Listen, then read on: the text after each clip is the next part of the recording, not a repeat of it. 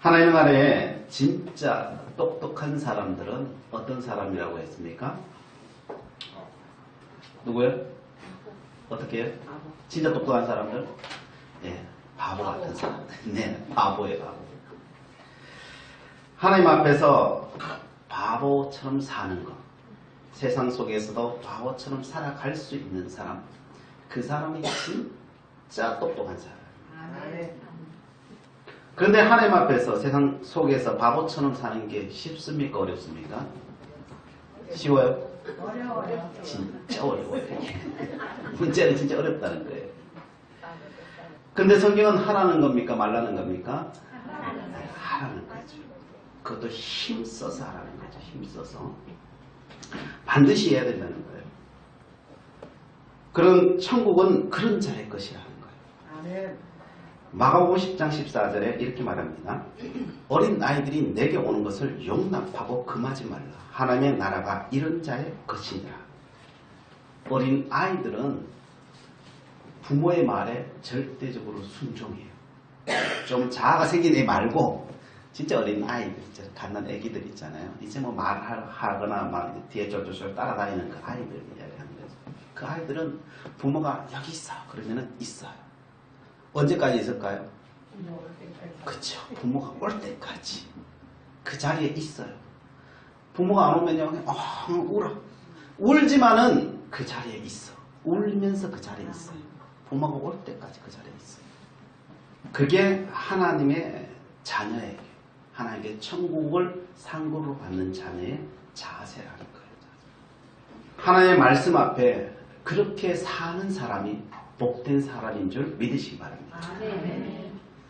어른이 된다는 것은요, 자기 자아가 강해지는 거예요.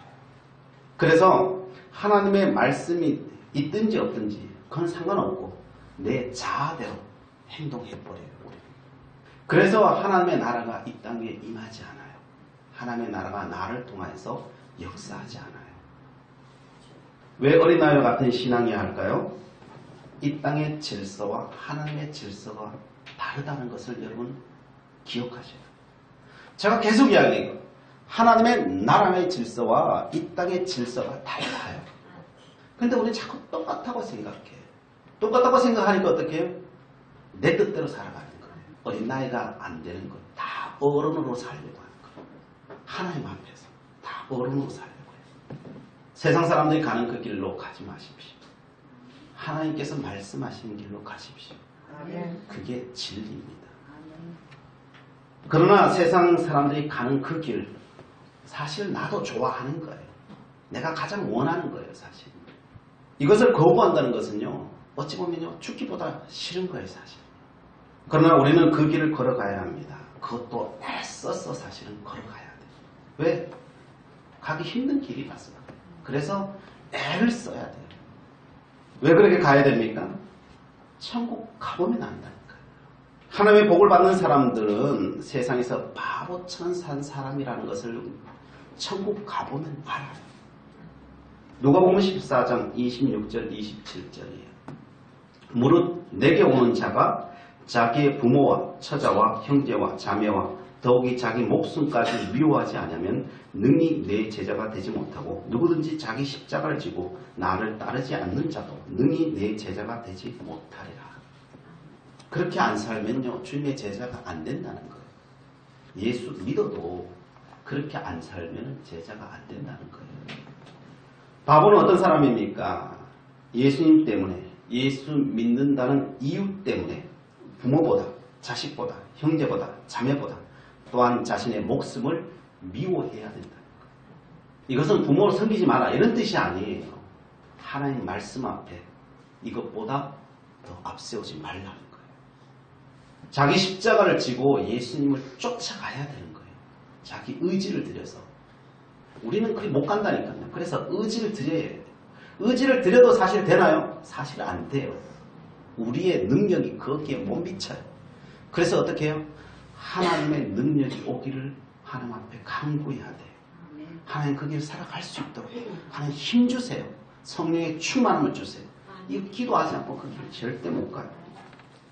예수님은 내가 세상에서 가장 지켜야 할 것을 너 자신 지켜야 된다고 생각하는 그것을 놓으라는 거예요. 우리는요, 가장 지켜야 될 게 뭐예요? 내가 가장 지키는 게 뭐예요? 내 부모, 내 자식, 내 형제, 내 목숨, 내 자존심, 내가 가진 재물, 이런 것들을 우리가 제일 지키고 있는 거예요. 이건 놓으라는 거예요. 내 앞에서 놓아라. 그러나 우리는 언제나 이 단계를 못 넘어가요. 마태복음 5장 46절 47절에 이렇게 말해요. 너희가 너희를 사랑하는 자를 사랑하면 무슨 상이 있으리요? 세리도 이같이 아니하느냐? 또 너희가 너희 형제에게만 무난하면 남보다 더하는 것이 무엇이냐? 이방인들도 이같이 아니하느냐? 라고 말씀하십니다. 안 믿는 사람들도 이 정도 수준은 된다는 거예요. 이것은 하나님께서 믿는 우리에게 기대하는 수준이 아니라는 거예요. 적어도 날 믿는다 그러면서 이 정도 수준에서 너가 살아가고 말하고 살아간다면 너는 내 제자가 아니라는 거예요. 적어도 주님의 자녀의 수준이 되려면 이렇게 하라는 것입니다. 마태복음 5장 48절 그러므로 하늘에 계신 너희 아버지의 온전하신 같이 너희도 온전하라. 내가 온전한 것처럼 너희도 온전해야 된다는 거예요. 어떻게 온전해질 수 있을까요? 이런 거예요. 마태복음 5장 44절에서 45절 나는 너희에게 이르노니 너희 원수를 사랑하며 너희를 박해하는 자를 위하여 기도하라. 이같이 한즉 하늘에 계신 너희 아버지의 아들이 되리니. 내 원수를 위해서 기도하라. 그렇게 되면 너는 내 아들이 된다. 아니하면 제자도 안 되고 아들도 안 된다는 거예요. 사람들은 말합니다. 왜 꼭 그렇게 살아가야 합니까? 그게 사람이 할 수 있는 일입니까? 말합니다. 여러분, 주님이 원하시는 것은요. 내 원수를 너 정말 사랑할 수 있니? 이걸 묻고 계셔요. 오른뺨을 때리는데 왼뺨을 너 돌려댈 수 있니? 이걸 묻는 거예요. 오래를 가자는데 너 심리까지 같이 갈 수 있니? 그걸 묻는 거예요. 겉옷을 달라 하는데 너 속까지 줄 수 있니? 너 거기까지 갈 수 있니? 그걸 묻는 거예요. 그렇게 요구하는 그 사람을 위해서 너가 정말 축복하며 기도할 수 있니? 그걸 묻는 거예요. 왜 그렇게 살아가야 됩니까? 그 원수가 너에게 복인 것을 정말 아니? 이걸 말하는 거예요. 그 원수가요. 정말 너를 위해서 복되게 하는 존재인 줄 너가 아니? 너가 그 원수를 그렇게 대접하면 너가 정말 그렇게 복을 받아버리는 거예요. 정말 자녀가 되어버리는 거예요. 정말 제자가 되어버리는 거예요. 그 속에 보화가 있다니까요. 아멘. 여러분 아멘 할 수 있겠습니까? 아멘. 아멘 하는 자들에게는 복이 있을 것입니다. 아멘. 그렇게 사는 자들에게는 놀라운 역사가 일어날 것입니다. 아멘. 그래서 예수님의 제자들과 사도 바울은요. 성령 충만하여서 바보로 살기 시작하는 거예요. 정말 그들을 향하여서 원수를 향하여 축복하기 시작하는 거예요. 그게 정말 보화인 줄, 복인 줄 그들은 깨달았어요. 알았어요. 자기들은 봤어요. 어디서 봤을까요? 천국 가서 본 거예요. 이 사람들. 다 하나님께서 계시를 주시고요. 복을 주셔서 눈을 열어주셔서요. 정말 복이 뭔지, 하늘나라의 주인공이 어떤 사람인지 다 봐버린 거예요. 그리고 이 땅에 내려와서 그렇게 사는 거예요. 안 본 자들은 몰라요. 본 자들은요. 그게 사실이라는 것을 알아요. 그래서 그렇게 사는 거예요. 사도 바울은 이렇게 말합니다. 사람들이 아무리 이렇게 말해도 사람들이요. 안 들어요. 지식으로는 들어요. 알겠어요. 지식으로는 아는데 삶을 살라 그러면요. 다 반대로 살아. 다 반대로 살아. 아무리 말해도 말이 안 먹혀요. 그 교회가 어떤 교회겠어요? 고린도 교회였어요. 아무리 말해도 말을 안 해요. 그러니까 안 살아요. 날마다 찌직 먹고 싸워요. 그래서 날마다 편지가 날아와. 이랬어요 저랬어요. 이쪽 편에서 이렇게 막 저쪽 편에서 이렇게 막 날마다 예수 믿는 데서 싸움밖에 없어. 그 교회는. 그래서 사도 바울이 한마디 하는 거예요. 내가 너에게 한마디 하마. 고린도후서 12장 1절부터 4절까지 이렇게 말합니다. 무익하나마 내가 부득불 자랑하노니.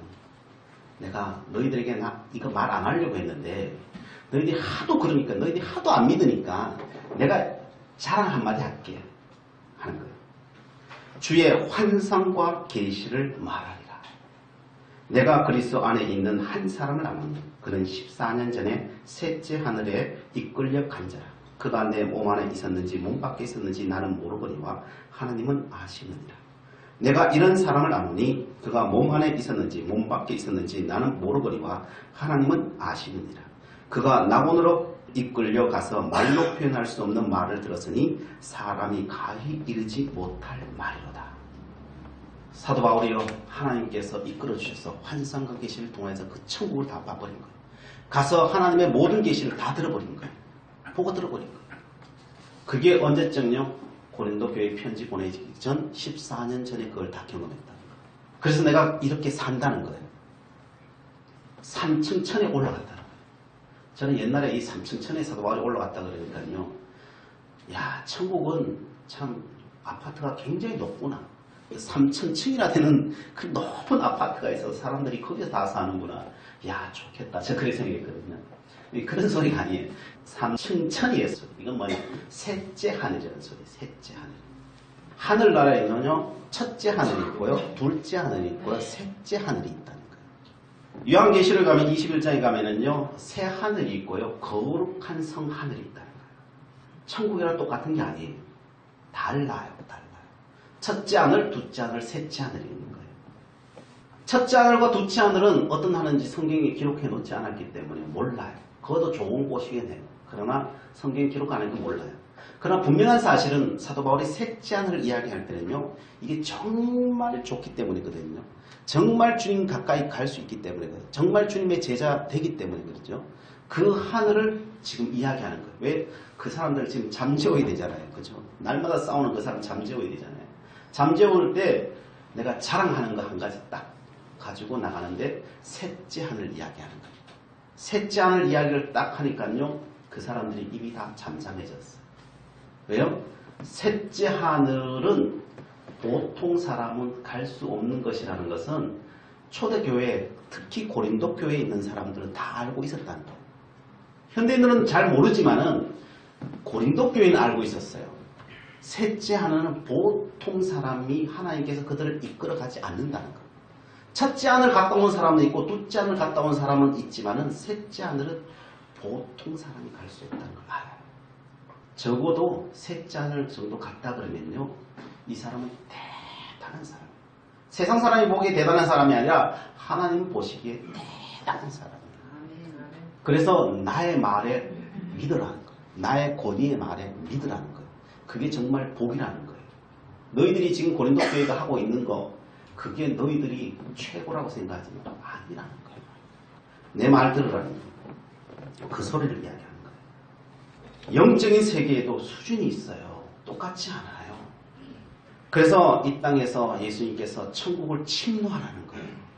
그냥 예수 믿었다고, 아, 예수 믿었으니까 됐어, 이 정도 수준으로 살지 말라는 거예요. 적어도 예수 믿는 것은요, 어찌 보면 제가 이 부분은 기록 안 돼 있으니까 저의 사견이에요. 예수 믿으면 첫째 하늘은 갈 수 있어요. 그러나 둘째 하늘과 셋째 하늘은 못 가요. 침노하는 자가, 둘째 하늘과 셋째 하늘을 침노하는 자가 가는 거거든요. 그러면은 그 셋째 하늘을 올라가려면은 어떤 삶을 살아야 되겠을까요? 사도 바울은요, 셋째 하늘에 대한 이야기를 해요. 그러면서 이런 이야기를 해요. 고린도후서 12장 5절에 나를 위하여는 약한 것들 외에 자랑하지 아니하리라. 나는 약한 것들 이외에 난 자랑 안 할 거야. 내가 이 세상 사람의 살면서 결단코 나는 약한 것들 외에 자랑하지 않을 거야. 이 약한 것들을 자랑하는 사람들이 어디로 가요? 셋째 하늘 가는 사람들이에요. 셋째 하늘 가는 사람들. 약한 것이 뭡니까? 이 땅에서는요, 그게 바보예요. 바보. 셋째 하늘 가는 사람이에요. 이 땅에선 바보로 사는 거예요. 고린도후서 12장 9절부터 10절에 이렇게 말해요. 그러므로 도리어 크게 기뻐함으로 나의 여러 약한 것들에 대하여 자랑하리니 이는 그리스도의 능력이 내게 머물게 하려 함이라. 그러므로 내가 그리스도를 위하여 약한 것들과 능력과 궁핍과 박해와 공고를 기뻐하노니 이는 내가 약한 그때에 강함이라. 아멘. 뭘 자랑해요? 약한 것. 그걸 넘어서서 뭘요? 능욕당하는 거예요. 욕당하는 거예요. 또 뭐요? 궁핍당하는 거예요. 예수 때문에. 내가 다 가질 수 있지만 내가 스스로 가난해지는 거예요. 박해. 사람이 예수 전한다고 박해하는 거 받아내는 거예요. 공고한 거예요. 내 스스로가 그 공고한 자리에 이르는 거예요. 내 스스로가. 그때 강해진다는 거예요. 그때 강해지면 어떻게 돼요? 그 사람이 셋째의 주인공인 거예요. 약하지 않아요. 여러분, 내가 잘못하여 욕먹는 것은 그건 내가 잘못하여 욕먹는 거예요. 그것까지 이거 하나님 뜻이야 이렇게 생각하지 마세요. 그런데 내가 욕먹을 짓을 안 했는데 욕먹습니까? 그리스도 때문에 궁핍하십니까? 그리스도 때문에 내가 박해를 받습니까? 공부하십니까? 이때 뭘 하라는 거예요? 기뻐해라는 기뻐해라는 거예요. 기뻐해라는 거예요. 내가 잘 살아가고 있구나. 여러분 기억하라는 거예요. 하나님께서 나와 함께 하시겠구나. 하나님의 그 모든 능력이 다 내 것이 되었구나. 믿으라는 거예요. 마태복음 5장에서 예수님께 그런 일이 당하느냐? 그럼 너희 정말 기뻐해라. 기뻐해라. 기뻐해라. 그게 진짜야. 진짜. 내가 가장 약할 그때 주님께서 그때부터 역사하시는 거예요. 그때 능력이 온다는 거예요. 그때 능력이 온다는 거예요. 그때 사랑하는 마음을 가지고 기도해 보십시오. 놀라운 역사가 일어날 것입니다. 그 마음으로 살 때요. 여러분 남을 위해 기도해 줘 버리십시오. 내 자녀를 위해 기도해 줘 버리십시오. 놀라운 역사가 일어날 것입니다. 기독교의 실력은 무엇인지 아십니까? 내 잘난 것 드러내는 것은요. 정말 하수예요. 바보짓이 바보. 진짜 이건 진짜 바보짓이. 내 못난 것을 드러낼 수 있는 사람, 그 사람이 위대한 사람이에요. 아멘. 왜요? 하나님은 죄인을 찾아오셔요. 죄인들에게 예수님이 찾아가셔서 고쳐주셔요. 그 사람을 회복시켜 주셔요. 여러분, 내가 죄인입니다 라고 하나님 앞에 고백하세요. 나는 잘났습니다 라고 고백하면요, 세례의 기도는 안 들어요. 하나님, 나는 죄인입니다. 하나님 앞에 늘 나는 죄인입니다. 하나님 용서하시고 나를 고쳐주세요. 날마다 여러분 그렇게 기도해 보십시오. 그 하나님의 놀라운 역사가 우리 삶 가운데 넘쳐날 것입니다. 거기에 더하여 능력과 궁핍과 박해와 공고를 스스로 살아내 버리십시오. 세상이 감당치 못할 사람이 여러분 되어버리실 것입니다. 그게 하나님께서 말씀하십니다. 세상에서 가장 위대한 사람은 이런 사람입니다. 그 청년 바보 의사라는 책이 있습니다. 1906년 33세 짧은 인생을 살았던 젊은 의사였습니다. 유명한 대학병원에 근무했던 전문의 의사도 아니었습니다. 의학계의 업적을 남긴 권위자도 아닙니다. 그 젊은 의사는 일찍이 세상을 떠났지만 동료 의사들이나 간호사나 환자나 그리고 그를 만났던 많은 사람들이 그리워하는 사람. 여러분, 이 세상에 잘 살았다는 게 뭘까요? 내가 죽었을 때 사람들이 안타까워하고 그리워한다면 그 사람은 정말 잘 산 사람이에요. 그는 그렇게 살았어요. 안수연이라고 하는 젊은 의사는 서울영락교회 청년이었습니다. 주일학교 교사도 하고 또한 찬양대원으로 CMF라는 한국 항공누가의 선교회 회원이기도 했습니다. 그는 인턴과 레지던트 그리고 전문의가 되어서 군의관으로 근무했습니다.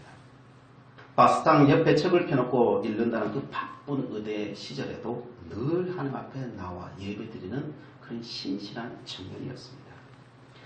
환자를 돌볼 때는 언제나 그 환자를 위해서 늘 기도해 줍니다. 내가 당신을 위해서 기도해 줍니다. 심지어는 퇴원한 환자의 집에서 찾아가서 꽃다발을 주고 축하한다. 퇴원해서 너무나도 기쁘다. 선물을 주고 그를 위로해 줍니다. 응급실에 근무하는 간호사들에게 찬양 테이프를 주면서 늘 전도합니다. 내가 들었더니 너무 좋아요. 한번 들어보세요. 그 찬양의 가사의 주인공인 그 예수를 당신도 믿었으면 좋겠다. 자신이 읽고 감동받은 책은 반드시 사서 다른 사람들이 나누어주면서 한번 읽어보시라고. 내가 은혜받고 감동받은 책이라. 병원 구내식당에 일하는 아주머니들 어머니처럼 섬기는 겁니다. 어머니가 밥 해주는 것처럼 밥맛이 너무 좋다. 그냥 엄마처럼 그렇게 대하는 거예요. 그 청년은 약을 쓴다고 환자가 좋아지는 것이 아니라 아프고 힘들다고 할 때 한 번 더 찾아가보고 한 번 더 오르만져주고 한 번 더 위로해 줄 때 확실히 환자의 회복이 빠르다는 선부의 말을 듣고 그것을 가슴속에 새기고 그 날마다 그것을 실천하는 사람이었어요. 줄곧 밤을 새야 하는 경무에 시달리면서도 환자를 자신의 가족처럼 돌봐줍니다. 의학 본업으로 모든 의사가 파업할 때 그는 대학병원에 남아서 환자들을 돌봅니다. 남보다 돋보이고 싶어서가 아니고 칭찬받고 싶어서가 아니었습니다. 생명과 위로를 전하는 사람이 되는 것이 주님이 자신에게 주신 소명이라고 생각했기 때문에 끝까지 그 자리를 지킵니다. 그는 장례식에 수많은 사람들이 참석했습니다. 의사와 간호사, 병원 직원, 동료들, 병원 청소하시는 분들, 식당 아주머니, 매점 앞에서 구두 닦는 분까지 다 그가 만났던 사람들이 다 그 장례식에 오는 거예요. 구두 닦는 분은 자신에게 허리를 굽혀 공손하게 인사하는 의사는 이 한 사람밖에 없었다고 이야기합니다. 그는 언제나 이렇게 기도합니다. 하나님, 저를 나눔이 큰 기쁨을 잊지 않는 자로 서게 해 주시옵소서. 하나님의 사람으로 훌륭한 의사로 다듬어 주십시오. 그 위치에서 주를 찬양하며 더 열심히 주님과 이웃을 섬기게 해 주십시오. 늘 그 기도를 하나님 앞에 드리는 거예요. 이것이 바로 이런 사람이 셋째 하늘의 주인공이에요. 오늘 본문은 예수님께서 다시 일어나 바다를 통하여 다음 사역지로 이동하고 있는 부분을 이야기하고 그 가는 과정 가운데 일어났던 사건을 이야기해주고 있습니다. 제자들은 오병이의 엄청난 사건 이후에 바다의 풍랑 가운데 빠지게 됩니다. 바다의 풍랑과 맞서 싸우게 됩니다. 왜 하필 그 놀라운 역사가 일어난 다음에 제자들 앞에 이런 일이 일어나겠습니까? 예수님께서는 하나님께 구하셨다면 우리 제자들 이 바다를 건너갈 때 아무 일 없이 바다가 고요하고 잔잔하여서 목표에 이르게 해주시옵소서 라고 그렇게 기도했으면 그렇게 갔을 거예요. 그런데 그렇지 않았어요. 제자들이 가는 바다에 풍랑이 일었어요. 왜 그렇게 일어났겠습니까? 마태복음 14장 22절에 이렇게 말합니다. 예수께서 즉시 제자들을 재촉하사 자기가 무리를 보내는 동안에 배를 타고 앞서 건너편으로 가게 하시고 라고 되어 있습니다. 마태복음에서는요, 그 사이 끝나자마자 즉시 제자들을 배에 태웠다. 그리고 재촉해서 빨리 타라 해서 배를 띄워 보냈다는 거예요. 예수님은 근데 안 따라갔어요. 그 재촉하다라고 하는 말의 뜻은 뭐냐면 단련시키다, 훈련시키다 라고 하는 뜻을 갖고 있습니다. 이 백길은 예수님이 제자들을 훈련시키기 위해서 일부러 빨리 때를 맞춰서 쫓아보낸 거예요. 예수님께서 제자들을 훈련시키기 위해서 등 떠밀어서 보냈다는 소리예요. 이 소리는. 예수님은 그래서 일부러 따라가지 않는 거예요. 예수님은 이 백길에 풍랑이 일 것을 아셨습니다. 그럼에도 불구하고 그곳으로 등 떠밀어 보내신 겁니다. 왜요? 훈련해야 되니까요. 이 땅에서만 훈련이 가능해요. 이 땅에서만. 그래서 예수님께서 제자들을 훈련시킨 거예요. 어디로요? 그 풍랑이는 바다로 등 떠밀어 보내는 거예요. 그것에서 그 풍랑 속에서 믿음으로 헤쳐나오지 못하면요, 어디를 가도 헤쳐나오지 못해요. 그때 우리가 성장하는 거예요. 그게 그때 보화가 숨겨져 있는 거예요. 그 풍랑이는 바다 속에 있는 거예요. 이 풍랑도 하나님이 창조하신 것이라는 것을 믿을 수 있습니까? 아멘. 이걸 믿고 고백하고 그것을 내가 당연해야 돼요. 이사야 45장 7절에 이렇게 말합니다.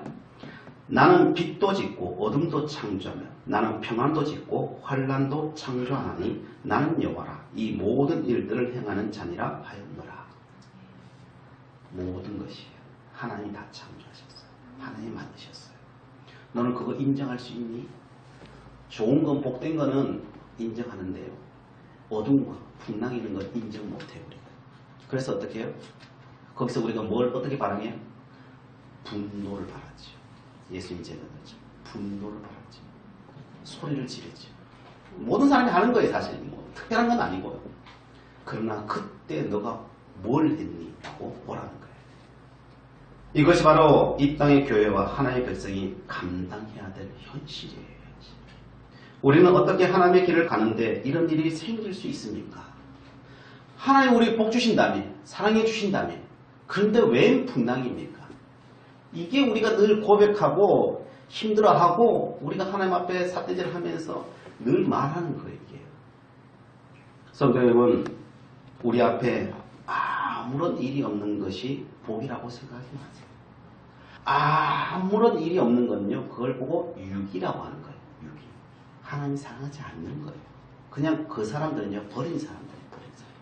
성경에서는 하나님이 사랑하면요, 풍랑이 일어요. 그걸 단련하고 넘었을 때 그게 사라지는 것이지, 여러분 그거에 대응하고 그거에 내가 세상적인 방법으로 하면요, 그건 안 넘어가요. 훈련은 어떻게 해요? 군에 가보신 분 아죠? 그걸 넘어가려면 어떻게 넘어가요? 그 훈련이요? 내가 넘어가야 넘어가는 거예요. 다음 훈련지로 가는 거지. 그거 내 못하면요, 밧줄 타고 올라가야 되는데 못 올라가면요, 계속 밧줄 타야 돼요. 넘어갈 때까지. 왜요? 그거 안 넘어가면 다음에 전쟁 나면요, 밧줄 타고 못 넘어가면 어떻게 해요? 총알바위에 죽는 거예요. 죽는 거예요. 그러니까 넘어갈 수 있도록 계속 훈련해야 되는 거예요. 그거 안 하고는 못 넘어간다니까요. 그래서 하나님께서는요, 우리에게 그 환란을 이기는 길은 딱 한 가지, 넘어가는 거예요. 그 환란이 올 때 그걸요, 이게 보아구나, 그 보아를 팍 잡아버려요. 아무 말 하지 않아야 돼요. 그걸요, 도리어 사랑으로 덮어버리고 넘어가 버려야 돼요. 그러면요, 그 풍랑은 잔잔해져요. 근데 그거 안 하잖아요, 다음 풍랑이 와요. 안 하잖아요, 다음 풍랑 계속 밀려와요. 왜요? 훈련이기 때문에 그래요. 하나님은 그 셋째 하늘로 우리를 보내시기를 위해 너무너무 간절한 거예요. 그게 복이에요. 그게 복이에요. 그래서 48절이 제자들은 밤사경까지라고. 사경이라고 하는 건요, 1시부터 3시까지를 밤사경이라고 하는 거예요. 제일 밤중이죠. 제일 밤중. 그때까지 제자들이 노졌단 소리예요. 그 풍랑과 맞서서 노젓고 있는 거예요. 예수님께서 해지기 전에 일찍 보낸 거예요. 일찍 보낸 거예요. 배 타고 일찍 보낸 거예요. 그래, 일 다 끝나기 전에 너희들 빨리 가! 그래 놓고 예수님은 마지막 뒷정리하고 오시는 거예요. 왜요? 빨리 가야 빨리 풍랑 만나니까. 그죠? 빨리 가야 그 풍랑 만나가지고 밤새도록 고생하니까 빨리 보내는 거예요. 빨리 가가지고 가자마자 얼마 안 들어갔는데 풍랑이 일기 시작해요. 그때부터 어둠이 끼고 하는데 그때부터 배를 저어가지고 그 풍랑 잃어보려고 죽을 고생하는 거예요. 죽을 고생. 그게 새벽 3시까지 했다는 소리예요. 그럼 최소한 몇 시간 했을까요? 적게 잡아 6시간이고요. 많게 잡아 8시간, 10시간을 그 고생하고 있는 거예요. 배 잡고 하는 거예요. 여러분, 한두 시간은 그 풍랑 이길 수 있어요. 뭐 열심히 하면. 근데 3시간, 4시간 넘어가면 다 다운돼요. 그럼 한 7, 8시간 되면요, 다 작아져버려요. 그러면서 그 풍랑 이기면서 뭐라고 하겠어요? 왜 예수님 제자 돼가지고 이런 고생당하냐. 그죠? 왜 주님께서는 왜 일찍 떠나 보내가지고 주님 일 다 하고 보통 12시 돼야 일 사역이 마치거든 사실은요. 그때 그냥 거기서 예수님 사역하라고 하지. 그랬으면 이 풍랑 안 만나고 그 고생 안 할 건데 예수님 왜 등 떠밀어가지고 이 고생 시키냐고 요건 안 했겠어요 하면서. 그러면서 힘 약한 제자들이 보면요, 먼저 나가 떨어지잖아. 힘 있는 제자들 베드로 같은 사람은 저 인간들 봐라고. 우리는 이렇게 하는데 너 뭐 하냐고. 안 일어나? 근데 안 일어나는 거예요. 왜 힘이 없으니까. 저 엄마는 미역국 먹었는지 말았는지 저거 넣어놓고 막 욕하지 않았겠어요. 그죠? 그러면은 힘 약한 사람은 좀 머리가 똑똑한 사람이 많아요. 그러면은 저 무식한 사람 보라고. 힘만 세우면 뭐하냐고. 계산도 잘 못하는데. 그러면서 욕하고 힘센 사람, 힘 약한 사람, 힘 강한 사람. 그 상황 속에서는 장점이라는 건 하나도 안 보여요. 단점밖에 안 보여요. 어떻게 하면 공격할까? 이것밖에 안 보여요. 난장판이. 안 그래도 힘들어 죽겠는데 서로가 힘을 빼는 작업을 하니까요. 그 배는 그냥 아수라장이 되는 거죠. 그래서 에이 네 뜻대로 해. 그럼 네가 살려면 살든지 뭐 같이 배 탔지. 그러면서요. 노졌던 것도 어떻게 했을까요? 안 해요. 안 해요. 네 죽고 내 죽자. 같이 죽자 그냥. 같이 죽자. 그랬을 거예요 분명히. 그죠? 나중에는 뭐 어차피 안 될 거고, 그죠? 이 풍랑이 언제 끝일지 모르겠고 힘은 다 빠졌고, 그래 뭐 니도 안 하는데 나도 안 하지 뭐. 그냥 그래 그러자. 그러면서 그냥 그렇게 했을 거예요. 정말 그랬는지 안 그랬는지 어떻게 알까요? 그 마지막 구절 보면 알아요. 마지막 구절. 마지막 구절에 뭐라고 말합니까? 52절에 이는 그들이 그 떡 되시는 일을 깨닫지 못하고 도리어 그 마음이 둔하여졌습니다. 마음이 어떻게 됐다고요? 둔해져 버린다는 거예요. 마음이 둔해지면 어떻게 돼요? 싸우는 것밖에 없어요. 험한 말 나올 수밖에 없고요. 싸우는 것밖에 없고요. 그 사람의 장점은 절대 안 보여요. 그래서 둔해져서요. 그냥 싸움판 되고 그냥 같이 죽자. 이게 되어버리는 거예요. 이게 되면. 마음이 둔해진다는 거 그런 거예요. 우리가 남을 보고 마음을 안 쓴다 그러잖아요. 안 쓴다. 그게 마음이 둔해지는 거예요. 남의 형편과 상황 고려하지 않는 거예요. 그냥 나만 생각하는 거예요. 나만 생각. 어제 낮에 있었던 하나님의 도우심은 이미 다 잊어버렸어요. 풍랑함에서 하나님에 대한 신앙은 다 사라져버렸어요. 오병이어와 풍랑이 연결이 안 돼. 연결이 안 돼요. 말씀과 삶이 따로예요. 말씀은 말씀이고 말씀 들을 때만 그냥 말씀이고 내 삶은 내 삶이에요. 내 좋을 대로 살아가. 말씀은 말씀은 삶은 삶이에요. 오병이어와 지금의 풍랑은 아무런 연관이 없어. 2만 명 먹였던 그 하나님의 역사가 그 풍랑 하나 잠잠하게 못하겠어요. 잠잠하게 안 하고 있다면 안 하는 이유가 있다는 것을 믿어야 되는데 그걸 못 믿는 거예요. 왜 그랬습니까? 그것은 마음이 둔해져 버렸기 때문에. 그 환경 때문에 그냥 마음이 둔해져 버린 거예요. 마음이 상해버린 거예요. 둔해져 버린 거예요. 그래서 마음에 없는 소리와 행동을 하는 거예요. 그게 사실 내 마음과 내 소리가 아니에요. 사실. 결국 소망이 아닌 절망이 그들을 삼키고 말았던 거예요. 이것이 무엇입니까? 이것이 시험이고 훈련이에요. 오늘도 마찬가지입니다. 우리의 삶은 날마다 훈련이고 날마다 사실 시험이에요. 오병이어와 하나님의 사건을 보면요. 열을 알아야 돼요. 아, 오병이어를 일으키셨다면 이 풍랑을 잠잠케 하시고 풍랑을 잠잠케 안 하신다면 안 하시게 하는 이유가 있겠고 여기 죽는다 할지라도 하나님께서 여기를 나의 죽음을 통해 이루실 것이 무엇이 있을 것이고 이렇게 풍랑 만나서 쓰러져서 그냥 겨우 목숨을 구해서 해변에 떨어진다 해도 그게 하나님의 뜻일 것이고 하나님 초가상간에 그래서 산다 할지라도 하나님의 뜻일 것이고 그 10가지를 이어가야 돼요. 이게 믿음이에요. 그런데 오병이어를 보고 10가지를 까먹어버려.